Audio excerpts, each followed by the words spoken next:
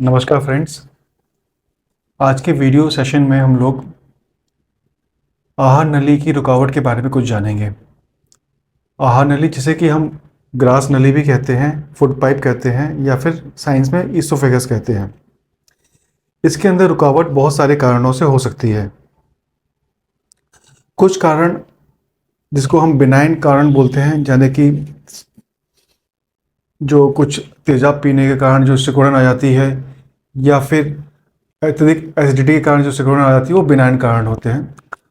कुछ कारण होते हैं जिनको हम मैलिग्नेंट कारण बोलते हैं, यानी कि ट्यूमर, कैंसर, ग्रोथ। इसके कारण भी आहार नली में रुकावट आ जाती है। अच्छा, आज के सेशन में हम लोग आहार नली में रुकावट का कारण जो कि कैंसर है उसके बारे में थोड़ा बात करेंगे। ये रुकावट अमूमन उम्र के आखिरी पड़ाव पे जो इंसान होते हैं उनमें देखी गई है। और जब किसी को ये तकलीफ की शुरुआती जो लक्षण होते हैं उसमें शुरू में उसको कुछ खाना अटकता जैसा महसूस होगा। शुरू में रोटी, दाल, चावल खाने में दिक्कत होगी। फिर ये धीरे धीरे दिक्कत बढ़ती है और पानी पीने में भी दिक्कत आ जाती है।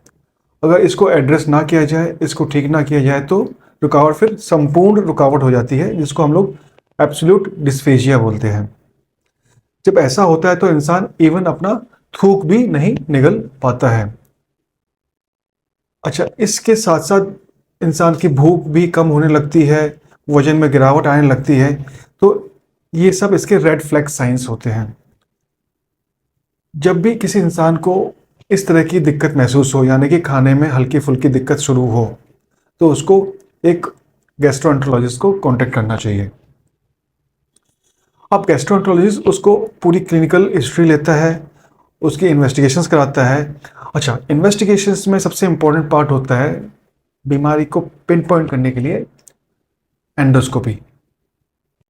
एंडोस्कोपी से वो जाकर देखता है कि रुकावट का कारण क्या है, वन, रुकावट का स्टेज क्या है, और तीसरा कि उस रुकावट को हम दूर बेहतर तरीके से कैसे कर सकते हैं। चूंकि आज के सेशन में हम लोग फूड पाइप के कैंसर या ग्रास नली के कैंसर के बारे में देख रहे हैं, तो मुख्य चीज होती है कि हम फूड पाइप के किस ऊपरी हिस्से, बीच के हिस्से या नीचे वाले हिस्से में है कैंसर, ये देखना है हमें। उसका बायोप्सी द्वारा टुकड़ा निकालना, उसको पैथोलॉजिस्ट द्वारा कंफर्म कराना है, और फिर ये देखना है क्या उसका सर्जिकल ट्रीटमेंट है या नहीं है। अगर सर्जिकल ट्रीटमेंट है, जिसे कि हम सीटी स्कैन, एमआरआई के या पेट स्कैन के द्वारा निश्चित करते हैं, तो अगर तो सर्जिकली करेक्टेबल है, सर्जिकली रिसेक्टेबल है, तो उसको सर्जन्स को, गैस्ट्रो सर्जन्स को केस को ट्रांसफर कर दिया जाता है। अगर ऐसा नहीं है तो उस इंसान को उस रुकावट से, उस तकलीफ से, उस भोजन में निगलने की दुविधा से छुटकारा दिलाने के लिए एंडोस्कोपी द्वारा स्टेंटिंग की जाती है। स्टेंट एक अलॉय या धातु का ट्यूब होता है, जिसे कि हम दूरबीन के द्वारा बिना किसी चीरफाड़ के आपकी आहार नली में डाल देते हैं, और वो बॉडी का हिस्सा हो जाती है, जिससे कि वो अब स्वतः ही मुंह से खा पीता है और उसका स्वास्थ्य लाभ होता है। कुछ जगह इसको उतना महत्व नहीं दिया जाता, बस, परंतु उसकी जगह उनको बोला जाता है कि एक ट्यूब डाल लो। ट्यूब का मतलब होता है राइल्स ट्यूब, एक प्लास्टिक ट्यूब नाक से डालो और वो पेट में जाए ताकि खाना जाए। मैं इसका कभी फेवर नहीं करता। कारण, एक तो ट्यूब हमेशा नाक से निकलती रहती है, पेशेंट को नोज में, नाक में इरिटेशन होती है। दूसरा, इंसान को सिर्फ और सिर्फ लिक्विड डाइट ही दी जा सकती है, क्योंकि ट्यूब का जो डायमीटर होता है वो 2-3 मिलीमीटर होता है, उसे सिर्फ लिक्विड खाना ही जा सकता है। तीसरा, इंसान को उस भोजन का टेस्ट भी नहीं आएगा, क्योंकि मुंह में नहीं गया, सीधा वो बाईपास करके फूड जो है माउथ को, स्टमक, इस फूड पाइप को सीधा स्टमक में गया, तो उसको कोई टेस्ट नहीं आता। तो जब टेस्ट नहीं आएगा तो फिर खाना शरीर में लगेगा भी क्या। तो इसको, जिसको बोलते हैं हम लोग राइल्स ट्यूब या नाइसोगैस्ट्रिक ट्यूब, उसका मैं कभी फेवर नहीं करता हूँ।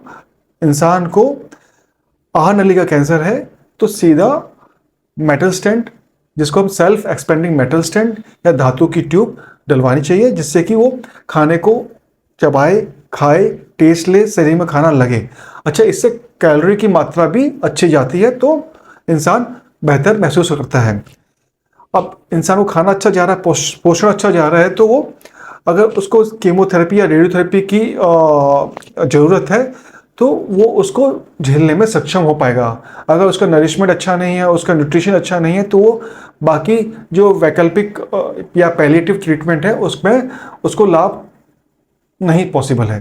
तो दोस्तों, जिस किसी को आहार नली, ग्रास नली का कैंसर डायग्नोज हुआ है तो उसको हम एंडोस्कोपिक विधि द्वारा मेटल स्टेंट डाल सकते हैं।